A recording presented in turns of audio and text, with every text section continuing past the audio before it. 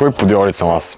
Аз съм Венелин на 17 години и съм собственик на наистина водеща едитинг агенция в България. Но не винаги е било така. Вижте, предишното ми аз беше буквално пича, който се пробваше да фитин с останалите, просто защото те бяха готини. Нека ви разкажа как започна всичко, защото много хора имат много интересни истории. Примерно, един бил беден, няма пари, това е мотивация, така нататък. Ами, моята е доста различна. Всичко започна преди 2 години, докато играх една игра.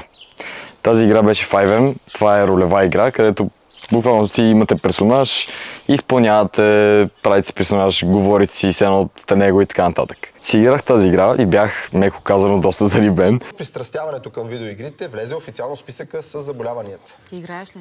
Играя, но малко. Ограничавам се. Прекарвах наистина по цял ден и по цяла вечер, докато не дойде времето, когато си казах, че не може така да продължават нещата и си разкарах компютъра от нас. Разкарах си го, така нататък, но как по дяволите наистина съм стигнал до тук. Сега ще ви кажа секунда.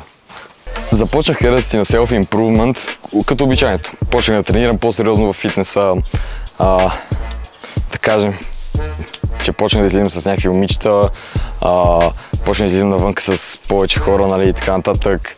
Почнах реално да докосвам трева навън, както съм в момента. Но дойде времето, когато реално ми дойде мисълта, че аз трябва да започна да изкарвам пари.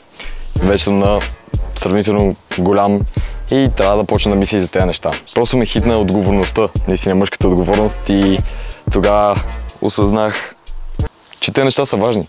Наистина. И че трябва в живота като цяло парите. И колкото по-рано се насочиш на там и мислиш рационално, толкова по-добре за теб. Направих тогава да си върна компютъра, който така толкова дълго време държах извън нас. Изтеглих си отново тази игра. Да. И си изтеглих, обаче този път не с цел да играя, а този път си изтеглих с цел да изкарвам пари. Там от тази игра се познавах с едно много готино и много свестно момче. Не комуникирах много с него, тъй като и двамата бяхме спрели да играем тази игра. И той също е започнал преждевременно неговата self-improvement ера, но аз не го знаех това. Тогава бях в Hustlers University и имах един Undertale Fanpage акаунт, през който се беше свързал с мен клиент, който ми плащаше на гледания, на 100 000 гледания, на 300 000 гледания и така нататък, което е сложно. И един ден аз решавам просто да си видя общите приятели с него и се оказа, че този Стефчо, с който се бях запознал в тази игра, работи с него също. И директно влезнах в разговор с него. Меко казвам, че от тогава не сме спрели, наистина. Постоянно работим и така нататък. Но попадах наистина много свестен човек. Наистина, като това си го мислих и вчера, че съм попадал наистина много свестен човек. И рядко се намират такива, но ги има. Но ги има наистина. Та, като цяло как продължихме. И двамата си обработвахме видеа за клиенти, но съжалявам, на мен ми плащаха по 5 лева на видео, което, нали, не казвам, че тогава се оплаквах. Не, оплаквах се, разбира се, но беше наистина малко. И 10 е малко също. За това, което реално за тогава се влагаше наистина хубав труд и видеята за български пазар изглеждаха, бих казал, доста стабилни. Но това не ни стигаше с Стефан и лятото решихме да започнем маркетинг агенция. По мое желание.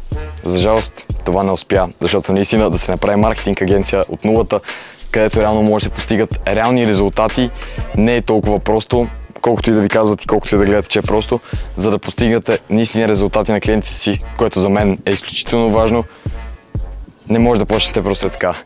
Лято съм минал страшно много курсове, страшно много неща съм гледал, учил, изписал съм 2 тефтера сигурно, свързан с маркетинг. Но въпреки това не успяхме.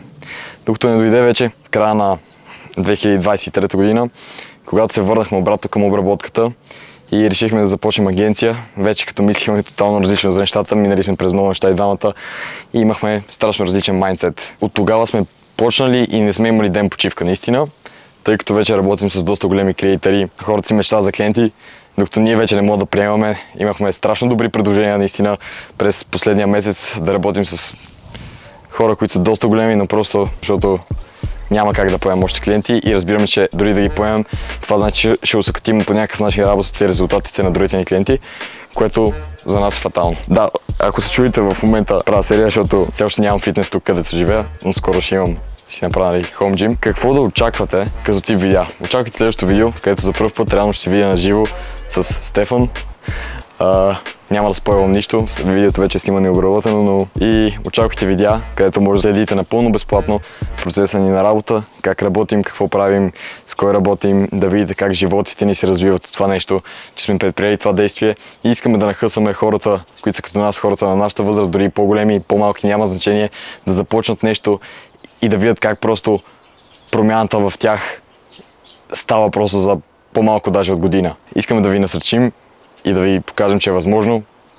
На себе си вече показах, че е възможно, тъй като сме постигнали много, но ще видите, че постигаме още много, още наистина много.